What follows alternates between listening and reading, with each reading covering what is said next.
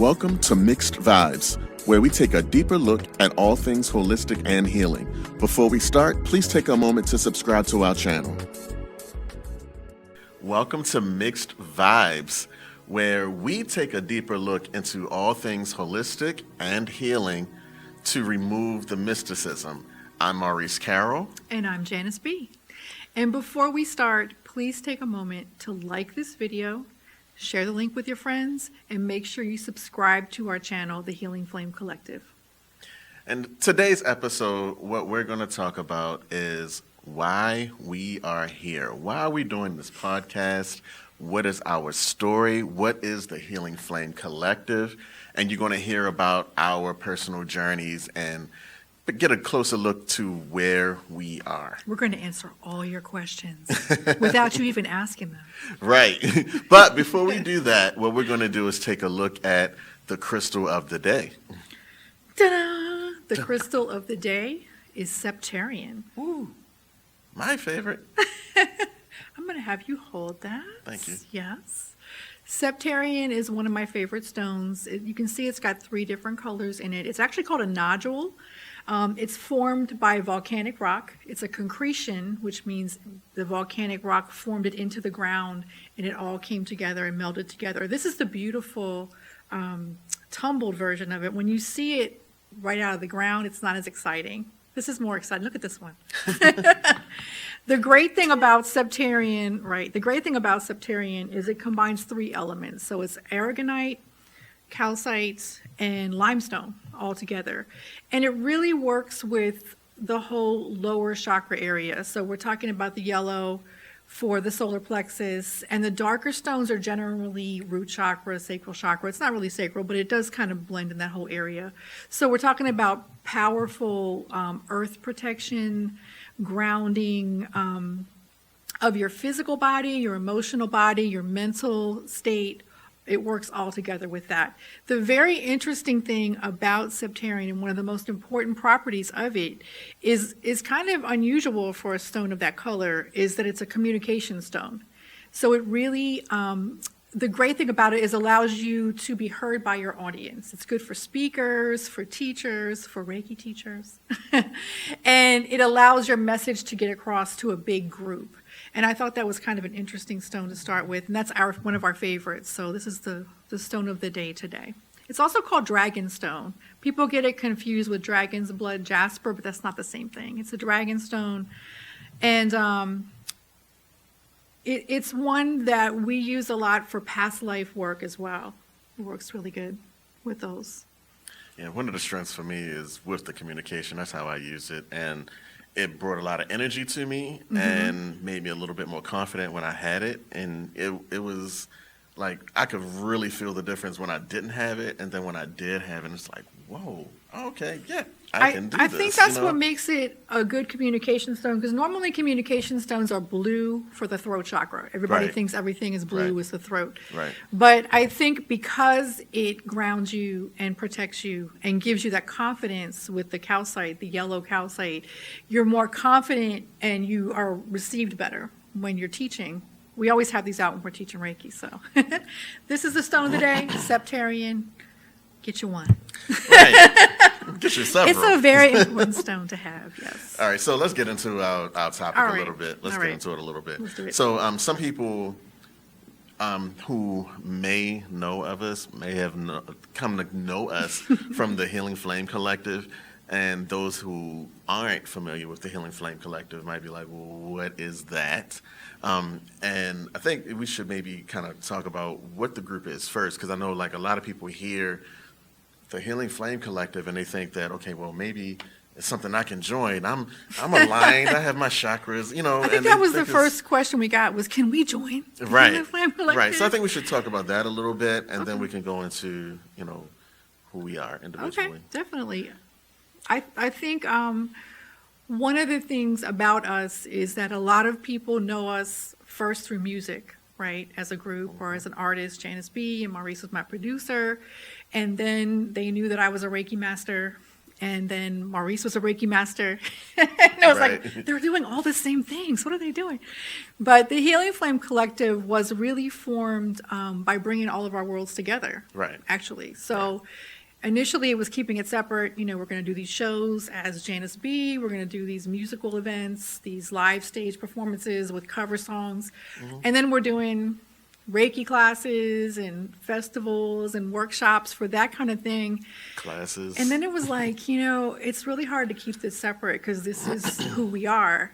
So we decided to bring together a lot of people that we already work with, whether it was spiritually or musically, a diverse group of people, healers, Reiki masters, visionaries, vocalists, percussionists, other artists as well, sound healers. Did I miss anything? Crystal healers, That was a lot. all of that, and bring it together as a group that could bring music, because music is healing, right? To bring music and energy work and Reiki and sound healing to more people, because it's more of us and Right. we're reaching a bigger audience that way. So the places where we could go in and be a musical act, we could throw a chakra alignment in there, right? And then the places where we were going in to do chakra alignments, we could bring some music. So it was like the best of both worlds. And that was really the way it kind of came together. I don't know if you want to add to that. No, that was perfect. I think so. I think we should go into a little bit about what your journey was Okay. to get to that point, since it was your conceptual idea that you brought to me. So let's As usual, I'm like, all right. I got an idea. And then we can go into like on the production side, like how I do that side Okay. of it. But let's talk about sounds good. Let's talk about that. My journey is a long one. I think probably forever. I don't know when there was a time that there was not music around me in my life. My mom sang, my grandmother played piano and performed. So I don't remember a specific time that I ever started. We were just, everybody was singing. I always had a song in my head. I was always writing songs. I didn't know it. It was just a part of who I was. And I don't think I really discovered that part of me professionally until right before I met Maurice. I was in a cover band for a while. But I have to jump back because then there's the intuitive side. I've always known when things were going to happen before they happened. I've always been fascinated by with people because people consider the dark side of things, and I don't think it's dark, of death. And people think of death as it's scary or whatever. Right, But even right, as a right, little right. kid, I was always intrigued by graveyards and, well, what happens to people and where do they go? And then I think, a lot of the times when I would have dreams and visions and think about things, I think those were actually people probably trying to talk to me. So that's been a part of my journey all along. As I got older and started doing music professionally, first in a cover band and then breaking off from that and working with Maurice as a solo artist and writing songs, I never put the intuitive side of me away. It's just a part of me. So I can, there's been many situations where I'm like, all right, what's wrong? What are you talking about? Right. I'm like, tell me what's going on. I feel something. What's wrong? Like, I'll just kind of know what's going on with him or anybody I'm working with or close to. I would just know these things. Right. I didn't know why. But as the music started happening and we started to work together in Baltimore and get kind of a name in Baltimore, I guess, and doing house music overseas, and people already knew me as that person, as the musician person, the songwriter. I can't tell you how I started getting into Reiki. It's kind of blurry to me. I don't know. I had gone for like a Reiki session and I was like, this feels like something that I want to do myself. So I went to like my first class and then I went to the next class and every level up, because I'm not a kind of person that just does level 1 and stops of anything. If I'm going to do it, I'm going to go all the way Yeah. and get the certificates, Yeah, absolutely. and do the work. And even then, I think I was kind of apprehensive about it. I felt like people know us or know me. You weren't even doing it then. So people No, knew I me wasn't. as a musician, as an artist. Are they going to trust me, laying hands on them or doing Reiki or whatever, or healing stuff?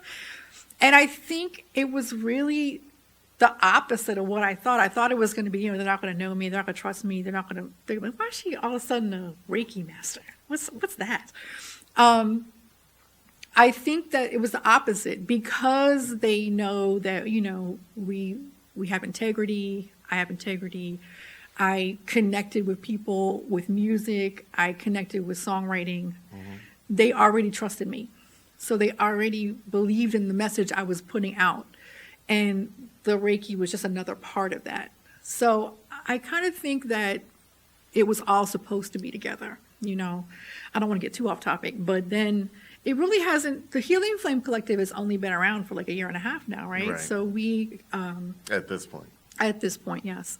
So we decided, I kind of had this vision of us on stage with some of the people that we already record with and work with, who are already spiritual people anyway. So it was kind of like bringing all these spiritual elements into a stage show.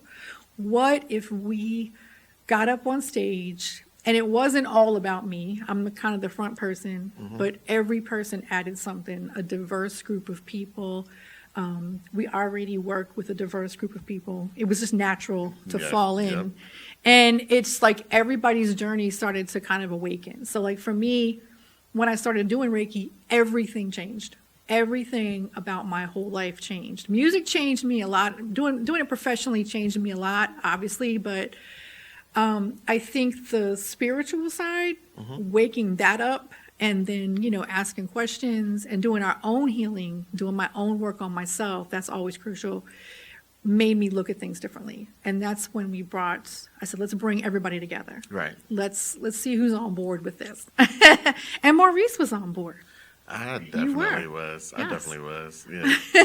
Do you want to explain? When you brought it to me, it was one of those things where if it was a cartoon, you would see the question mark come over top of my head. It was like, The light bulb. What? Bing. What are you?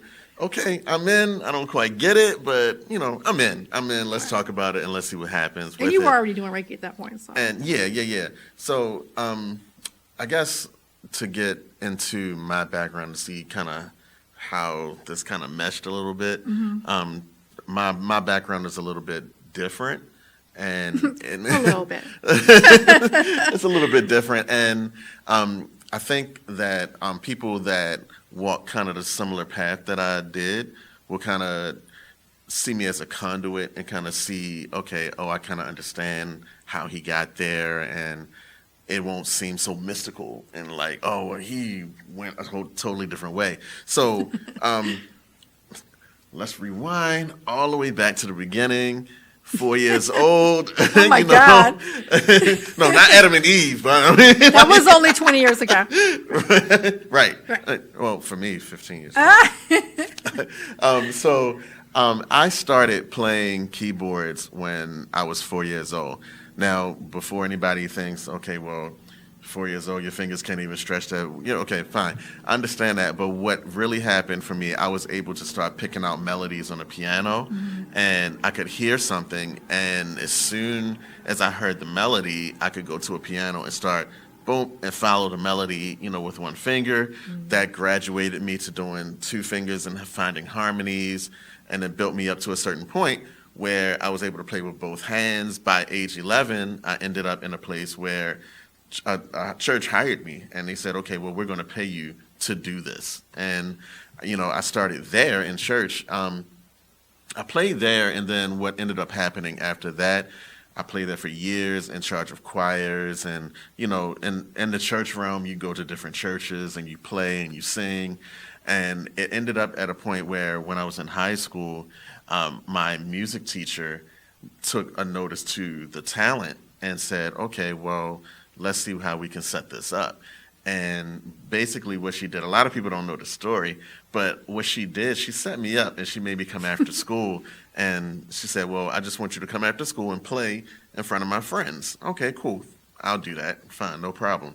And then I went after school, I played, and I didn't know that her friends were people who were at Morgan State University. and they were there to actually listen to me play and to kind of judge my ear to see if I was the caliber that could be on Morgan State University's choir. And she probably didn't tell you because you would have been nervous. Exactly, So she was exactly. I would have sneaky. overthought it, and it Yes. would have been terrible. So, basically, what ended up happening is they came back and said, "Oh yeah, he's in. He can go." That landed me a full scholarship to Morgan State University under the music program, which at that time, I don't know if it still is now, but at that time it was a 5-year program.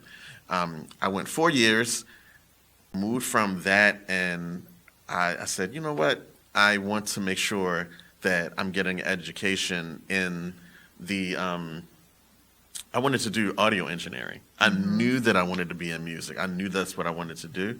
And so I checked into their programs to find out if, the music program was going to do it, or if I should go into telecom and radio and television and find out. So I switched majors, went to telecom, did that for a couple of semesters, only to find out they didn't do the audio studio music production stuff that I wanted to do. I ended up dropping. I said, okay, let's move forward. Started a company with a friend of mine. The company was an audio and video company, and we did mostly audio. We ventured into photography and video and things like that. That company ran for about 10 plus years or so, which is somewhere where you came in. I had a record label called Stinky Face Music.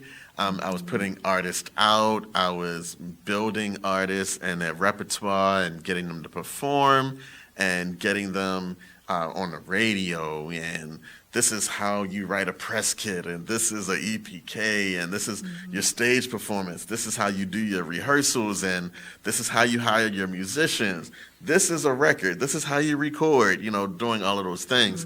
And that led me, during that process, like kind of balancing both of those, it kind of put me in a place where I was studying music even more, because I'm still in church playing, I'm still in the recording studio, and in that whole segment of my life, I'm understanding how music influences people's emotions. Right. And what chord structures make people feel a certain way. And, in church, you learn a certain way to do certain things. And in my time, when, church changed Back a in little the bit. day. Yeah, back in the day, you could play certain chord structures. You had that little bit of freedom, and you could kind of turn the service to be a certain way emotionally. And for me, I understood that. I really understood that.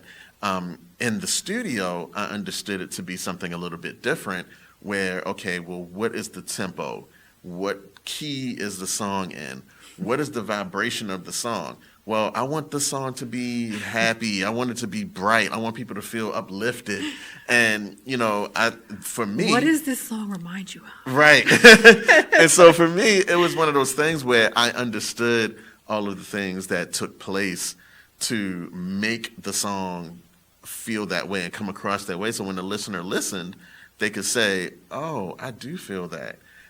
There was a project that I did where I tested the theory, where I made the music, I sent it to an artist friend of ours, Masno, and I said, hey. He's a part of the Healing Flame Collective. Yes, he is. And I said, hey, listen, I'm coming up with this idea. I'm studying frequency, I'm studying vibration. I want to see if this is really going to translate. I wrote this music a specific way. Let's see what you take from it. I'm not going to tell you. He said, I'm going to do you one better. I'm going to write it in a language that you don't understand. I'm going to write it in Arabic. I'm going to learn how to do that. We're going to write it in Arabic, and then I'm going to send it to you, and you tell me what the story is. So we went through He the whole one-upped process. you. Yeah. And so we basically went through that whole process. I gave him my interpretation of the story. He said, absolutely, that's it. That's it. So I said, okay, that's cool, but we know each other. We have some type of camaraderie. We have a friendship, so we can kind of read each other a certain way. So I said, okay, let's test it out a little bit, and let's send it to a couple other people that they had no idea what we were doing. They came back with the same story, the same feeling. Okay, for me, that was like, okay, I'm onto something. I don't know Right. where this road is going.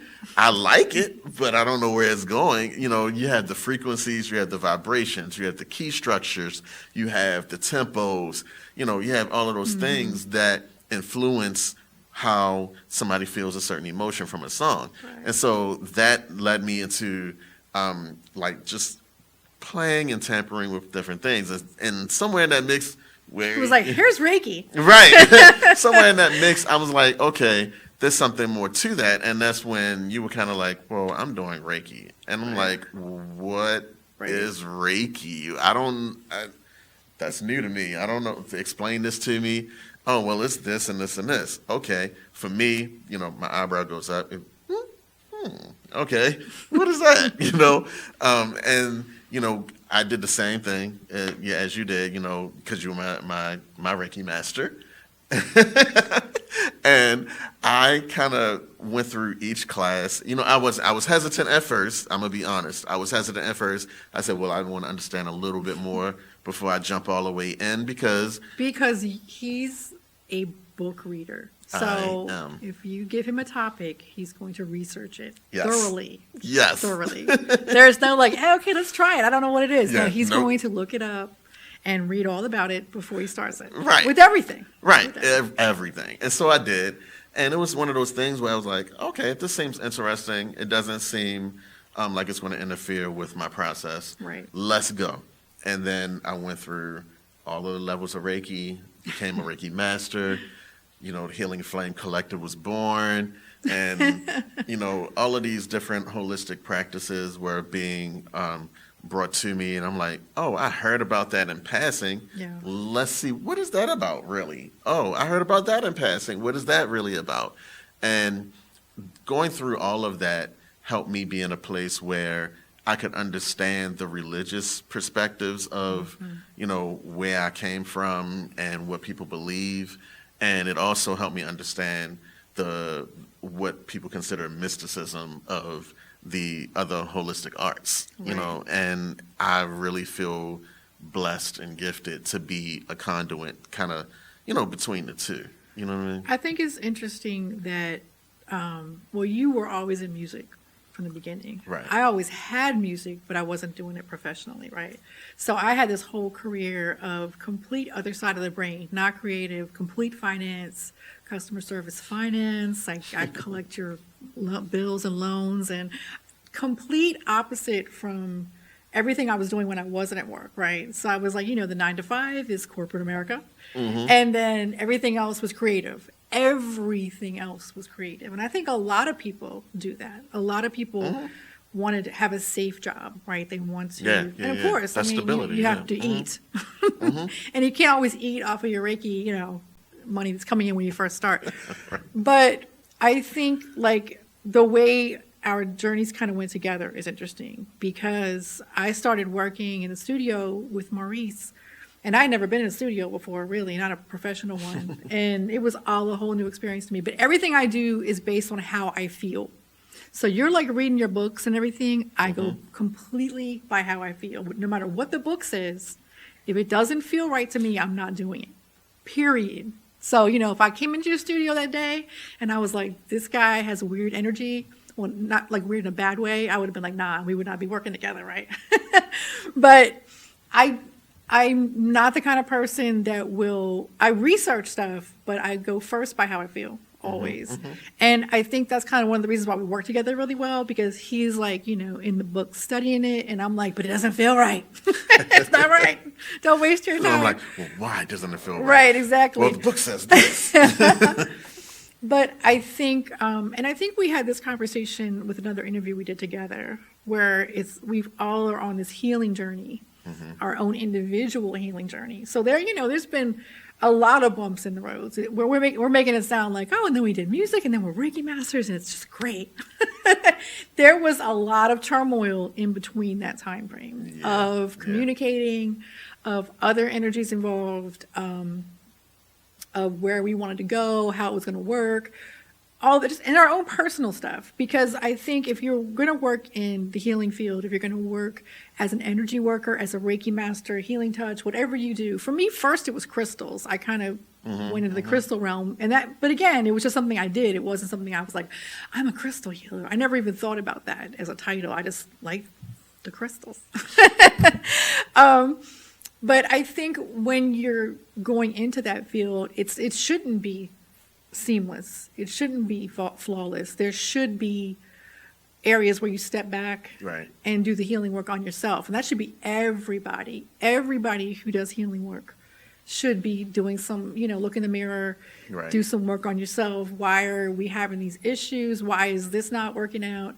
And do that work for Right. yourself. But I think that's why we kind of flow together well, because of that. We've had the music experience. Right. We've had the professional, the things you have to do as a musician, the branding, all of that stuff, the fan bases, connecting with people. And then we also have the metaphysical side of it, the energy work. And it's come together very nicely, I think. Yeah. And going from the musical world and how it translates to what we're doing now, there a lot of the creative things that happen with everything that we're doing are brainchilds of yours. And a lot of times it's like, okay, well, the brainchild happens, and then just as it did in the musical world, it's just I have like, lots of children. I have to think of, okay, well, how do we make this happen? How do we make this happen? Right. And How do we bring it to life? right, and I have to think about the technical. Okay, well, we need to have this in place and have that in place. What do you want to do again? Okay, this can happen that way. And musically, it's one thing as an engineer to say, okay, this frequency needs to be this. It's another thing as a producer, it needs to be in this key. It's like you need to words. sing it this way. In the holistic and the healing arena, it's similar, but it's a little bit different. And bringing the musical know-how that I have, I get to look at it from a perspective of, okay, well, if they hear this, how are they hearing it? If they're experiencing it, where are they experiencing it from? Right. And things like that. So it's a nice journey for me, to kind of start walking into it and to see how things progress and to see how things, how people respond. From the creative aspect, though, I'm curious to see, like, when you come up with ideas, like what your feelings are with, are people going to like, with those. I don't usually think if people are going to like it. I just have something in my brain, and then my brain's crazy. But I think you're the one that told me that I'm a visual person, and Yes. which I shouldn't have needed anybody to tell me that, because I draw, I paint, I need the picture in front of me. So I think even with Healing Flame Collective, I remember you came on my deck, and we were sitting on the deck, and I had this gigantic sketch pad. Yeah. And I had the whole remember. drawing of what it was going to look like. Like, here are the bowls, here are the lights, and you're going to be back here, and this and that, blah, blah, blah. And then I had it all written out. And I was like, this is like a church service. Because that's the way it was kind of breaking down. Which made it familiar to me. Right. And we went from there, so. Yeah, I mean, it's kind of cool. I think that the way that everything kind of went, and how everything meshed together, it was really a really nice thing to do. And it's still moving. Right, exactly. It's still Exactly. evolving. Yeah, And we really, to sum it up, really, we have our own businesses. So I have Janice B Reiki, you have Mo.Reiki. We all do our own thing on the side. I have Reiki Rocks. You make your oils, not just oils. But the Healing Flame Collective brings everybody's strengths together. So even though we're the co-founders, all the people involved add something to it and make it shine. And that's why I think it's been successful so far. so we keep talking about the Healing Flame Collective, and we keep getting into this conversation about how it became. I think one of the things that we kind of need to get into is like what is it built? How, like the involvement, like how is it built? Who is the foundation? Yeah, of the like Healing Flame holistically speaking, what is it? What is that stuff? What did they do? Yeah, yeah. So I know we have a lot of different modalities that are intertwined into the Healing Flame Collective. And keep name dropping things like Reiki and crystals, and Right. some people may not know, specifically what those things are. So let's go into a little bit about the modalities and what some people do and I how it's think, built. honestly, I think the lifeline, I don't know if you're going to agree with this or not. You All right. probably will. The lifeline of the Healing Flame Collective, the main pulse of our group is music. Yeah. So even if the people in it are not musicians, there's still a vibration that they deal with, or maybe they play bowls, or maybe they sing and just vocalize. Maybe they are. That's kind of a part of everything that we do. So that's the main little vein that runs through, I think, and it's the heart of it. As performers, as people in the front of an audience, that's kind of where we come together. Right. So whether you are a vocalist or you play the rain stick, whatever it is, it's still musical, right? It's still a part of what we're trying to get across. That's the base of everything, I think. Because even if we take any of the other elements out, that element's always there. Even if you were only playing the keys, or you were only playing the drum, or you were only playing the rain stick, it's still musical. Or playing all of them at the same Or time. all the same time, right? We've done that. Or you've done that. But we have meditation involved, so we Right. have that element, which the thing about, let me rewind, the Healing Flame Collective, I'm in the front a lot, and Maurice is in the front a lot, but we do trade off roles, and the important thing about it is we're working not to be this famous band, because it's not a band. We're working to maintain a vibration that will like uplift and heal people. And when you do that, you really have to work together. It's not about, Janice B's in the front, Maurice is the producer, he's playing keys, this person only plays the rain stick. There's no only plays this or only does that. Right. Because all of those elements come together. Right. We have people who just play bowls and rain sticks, and those elements are crucial, and the timing of those elements is crucial to what we do. Absolutely. You already deal with sound healing. Right. All of that's also a part of sound healing. Right. So even if you're not playing the bowls, you're working with that sound coming from the bowls. Right. It's not random. And a lot of times, and I don't want to get off topic and talk about other events and things like that, but there are sound baths where people go and they just play all of the bowls. And there's nothing wrong with that. It's just not, not. what we do. So if you're coming to us thinking you're going to have like all these bowls playing at the same time that don't make sense, that won't be happening. Everything we do has a vibration and a flow to it. So even the way we speak, the way we start the meditations, the way we introduce the group, how we build up, the percussion, Where the vocals where sit. the vocals sit, it's all each person doing their own thing, what they're good at. And then we also have to be able to take that person's part. Like if somebody can't be there, so if there's no person playing the bowls, I got to play the bowls. Right. So I think that's one of the other things about us is that we flow well. We can trade off, and it's seamless to the audience. The audience doesn't know that there's normally a person here, Right. And then there's the other part where that a lot of people may not know in our circle, the unseen faces that are not on stage, Right. they're not in front.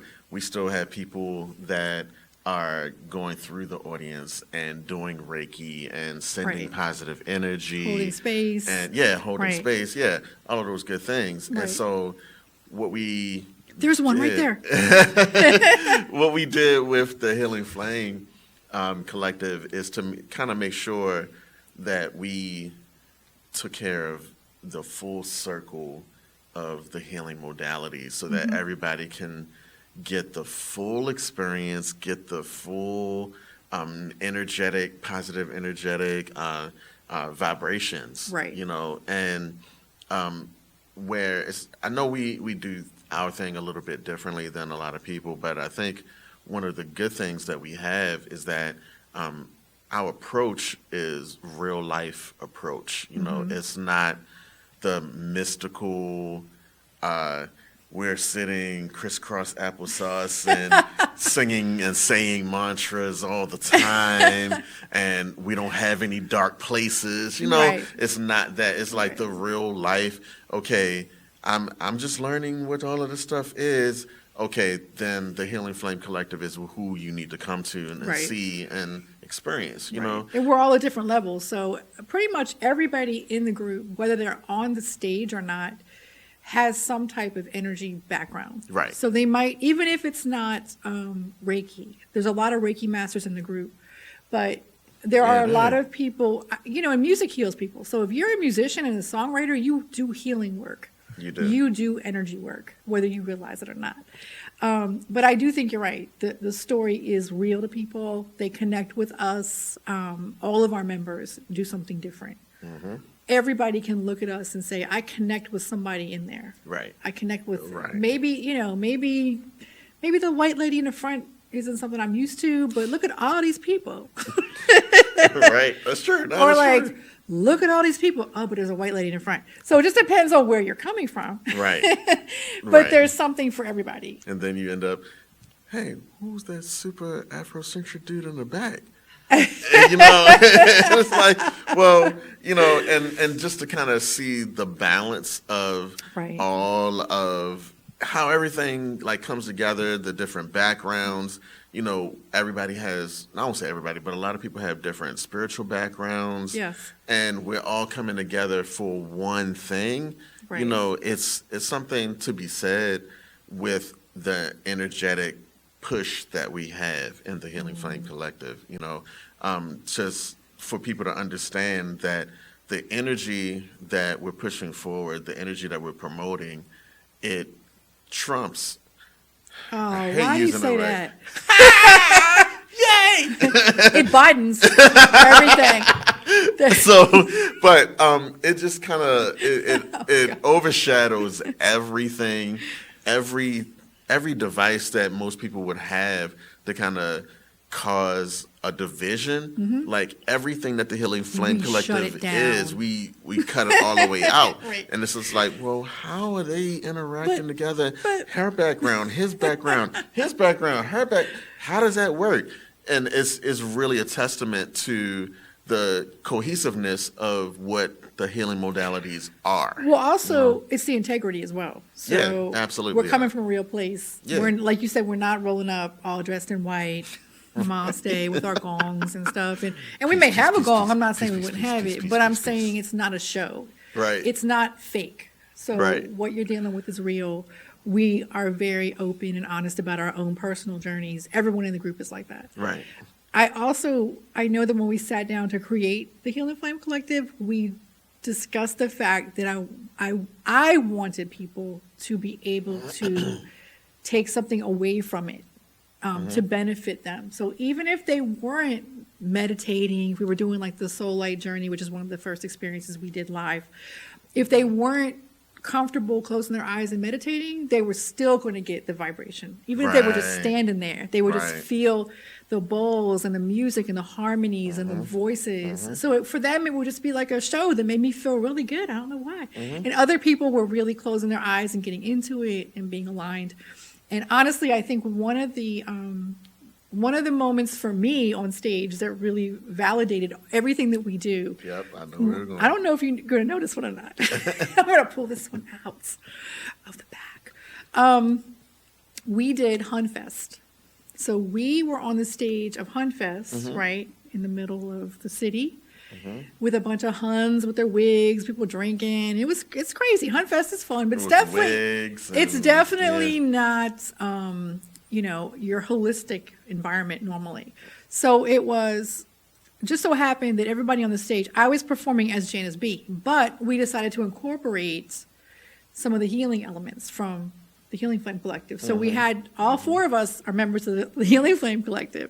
And in the middle of our cover sets, in the middle of our original songs we were doing, we threw in the chakra alignment. Right. Right. And there were these people with Hun wigs on and flamingos, and they were holding their chakras and went and I was like, yes, yes, holding your beer and covering your third eye, and just singing along with us. So I was Right. like, everybody's just dropping what they're doing and feeling what we're doing, and Right. that was really telling for me that this works. It's something that's needed. It's something that I don't think people even realize when they come to one of our events, what they're getting into and what's going to happen. but Right. just standing there with your beer and your flamingo, you can still feel that vibration. So that was cool. When you talk about vibration and what people are walking into and all of the elements that we're talking about collectively that are in the Healing Flame Collective, because you are the co-founder of the Healing Flame Collective. All right, so tell us a little bit about, what more specifically about what your business is. Like what is Janice B Reiki? Like what do you do? I mean, you talked about crystals, you talked about Reiki, I do so you talked many about things, the Healing so many Flame things. Collective, like what is that business like? What do you do? Honestly, I think all of the things I do business-wise have come from my self-discovery. So, whether it's art, Reiki, crystals, the grids that I do, all of that's coming together now where it's actually what I do for a living, where before it was things that I just did them, I just did them. But I teach Reiki, as you know. I know. Yes. I did all the levels of Reiki, level 1, level 2. There was level 3 then, the master level, and I was like, I'm not going to probably teach. And that's what I do more than anything is teach people now. So that's my lane, definitely teaching people. Crystals and Reiki. And in that, I also do my own designs of jewelry, crystals that you wear, Reiki rocks is what I call them. And the biggest item I do is grids. So crystal grids is my lane. That's what I do. And that's a part of the Healing Flame Collective. I feel like all of that energy goes into what we're doing now. I feel like the songwriting isn't separate to me. So people who think of me as a musician over here and a healer over here, that's gone. This person in the middle is all of those things. Okay. So my release always, if something's stressful, is to either write about it, sing about it, draw it, paint it, or let's make a grid. Let's Reiki it. But I think my own awakening, my own healing has made me take control of myself and take control of my own health. And I want people to feel that as well. I want people to be able to do that as well. So teaching them, taking clients, doing Reiki, clients with the crystal grids, all of that is such a big part of who I am and what I do. And that's how we came into the Healing Flame Collective. So I'm glad you said a lot of that. Uh-oh. No. It's because really, part of what we're doing, it speaks to the reality of real life experiences. People hear terms and they misinterpret or they have assumptions about how mystical they are. Well, crystal grids, I don't want to mess with. I don't know. It's the devil. I know, right? I'm like, They hear things about meditation. They hear things about anything holistic. It's like, well, I don't know. That's not what I was brought up on, and things like that. basically anything where you are responsible for your own healing, your own processes, and not reliant on another organization or another entity or another governing body to tell you what to do. Right. Once you take ownership of it, that scares people. Right. Yes. Right. That helped me understand a lot about my journey, like seeing the freedom that you had in it, and researching a little bit more about like how other people had their different backgrounds and they moved in certain ways, which kind of made me look into myself to say, okay, well, what do you have? What do you have to offer? And and as you know, it was a little bit of a struggle for me to kind of figure out what can I offer the holistic community? Like, what can I do? How am I different? I'm learning stuff just like everybody else. I'm not deep. I'm not coming up with these super deep mantras and being so. I'm not that guy. I'm a regular dude that has a regular background, and I want to help people. Yes, but like, what is it that I can do to help people along their journey. Can You I know just what I mean? interject 1 second? Yes, go It's for it, go funny for to it. me that you think you're a regular guy. Here we go. A regular guy who played piano at 3 or 4. I was playing piano at 3. That's not a regular guy. You're a gifted individual who wasn't putting the metaphysical side of it into action. Namaste. Go for it. Carry on. Carry on. So, with that process, for me, it was just like, okay, well, let's see what can happen. As a Reiki master teacher, the expectation is once you're a master, you teach. That's the thing. And you're supposed to have a higher level of understanding of what's happening. It's not just a Right. title or a certificate. You have to really walk that lifestyle. Right. You can't right. just say, oh, well, I'm a Reiki master, I'm just going to still be acting the way I always did before doing the same things. You're supposed to be constantly working on yourself. Right. And so for me, I was really, I knew people who were making jewelry, making grids, selling crystals, the whole nine. Yeah. And somebody said, you can be the oil guy. Who said that? I don't know, but I think her name was Janice. I So, was like, please be the oil guy. and so I was like, well, that's cool, but I don't know how I can make it unique. So in my journey in understanding, the different modalities and what I can do, okay, well, you're a Reiki master, you're a certified crystal healer. Thank you. And okay, you have the suggestion of being the oil guy. It has to be something that's different about my practice. And I have to laugh when he says that because for me, I'm from DC.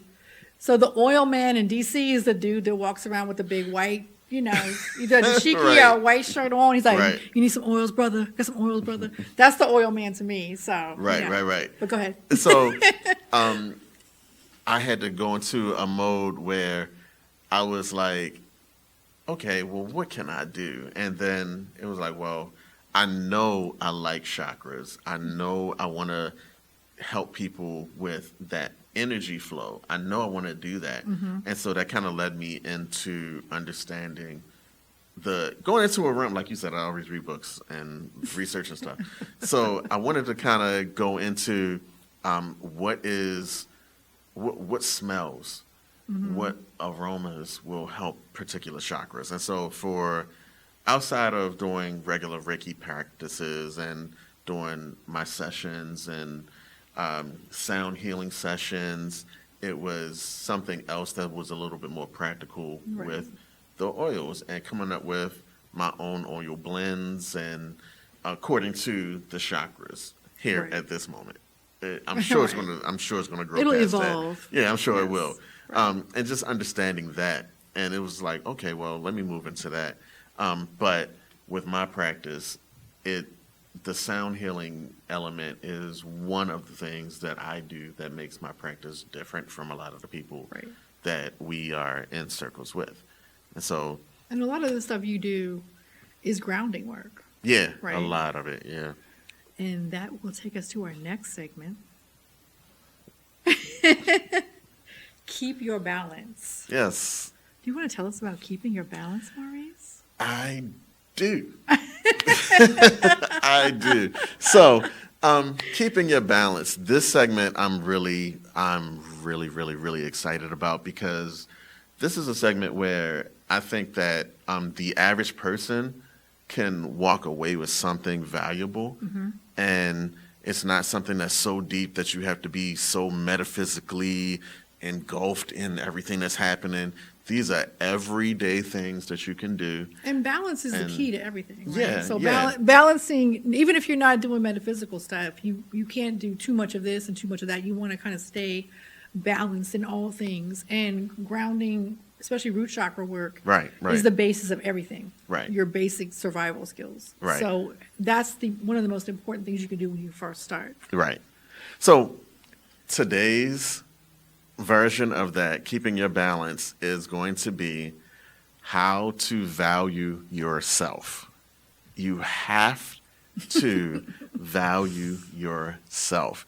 Okay, Maurice, what are you talking about? I value myself. I think I'm special. Or maybe I'm in depression and I'm not valuing myself right now. In either case, your attention is on you. If you're happy about what's happening or if you're unhappy about what's happening, either way, your attention is on yourself. All I'm telling you is to value what that attention is, to value yourself. So what do I mean by that? I mean to put yourself first. So again, in either case, whether you're happy about what's happening or you're unhappy about what's happening, you are putting yourself first. So in either case, give yourself credit for recognizing you as being the center of the attention. You are looking at yourself as I don't like what's happening. Right. The attention is on the I, and so that is important. If you are in a depressed state or an anxiety state, things like that, the point of it is that you're making the first step by acknowledging that you come first. Mm-hmm. That is the very first thing. So you want to do things that kind of keep you in good spirits and good company and good balance.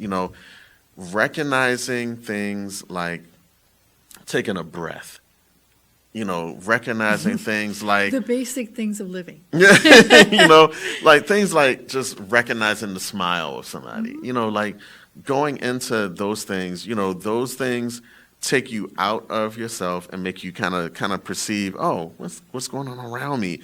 But when you do that, you're doing that for yourself. What are some of the things that I can do for myself? Some of the things that you can do, you can say, okay, I need to acknowledge the gifts that I have. Mm-hmm.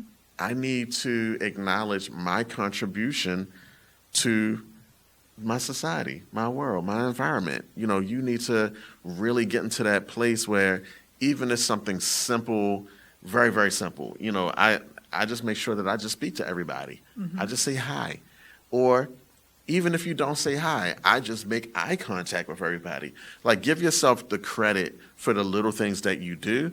Those things will really help you, with recognizing yourself and valuing yourself. One of the things that I love to bring to people's attention is that you have to take care of yourself.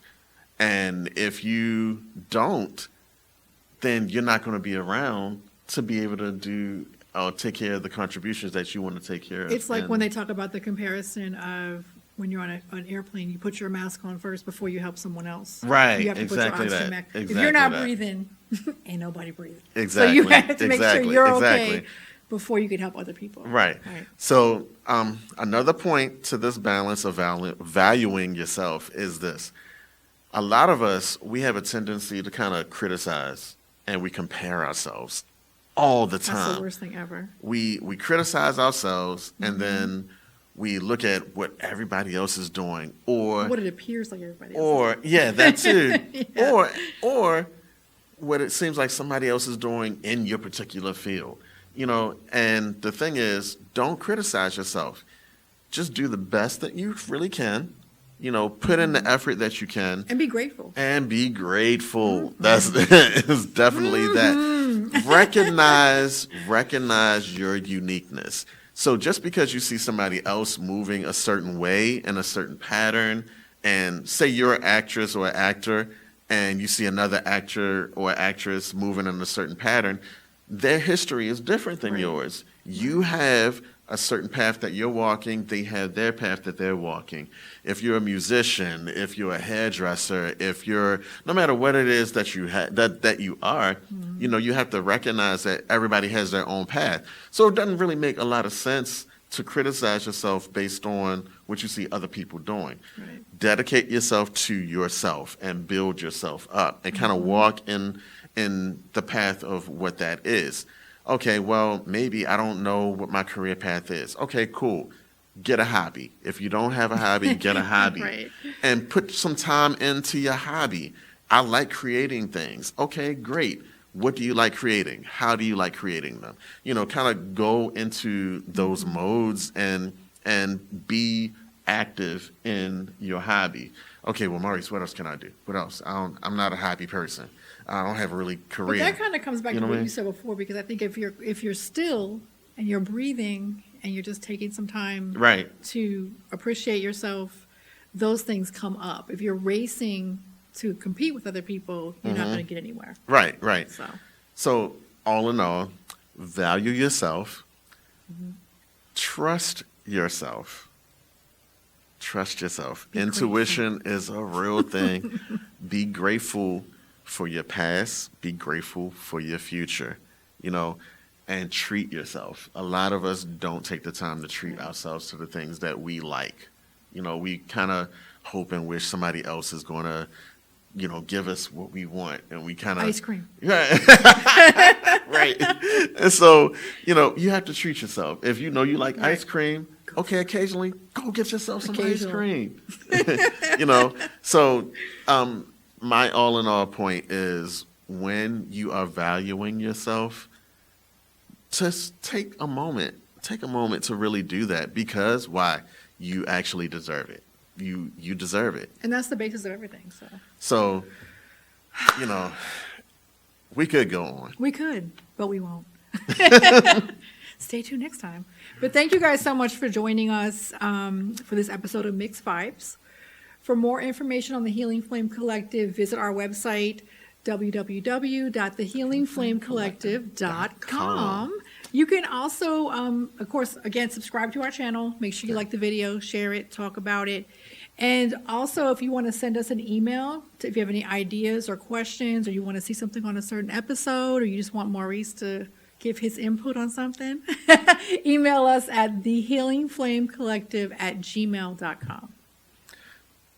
Thank you so much for joining us. We will see you next time.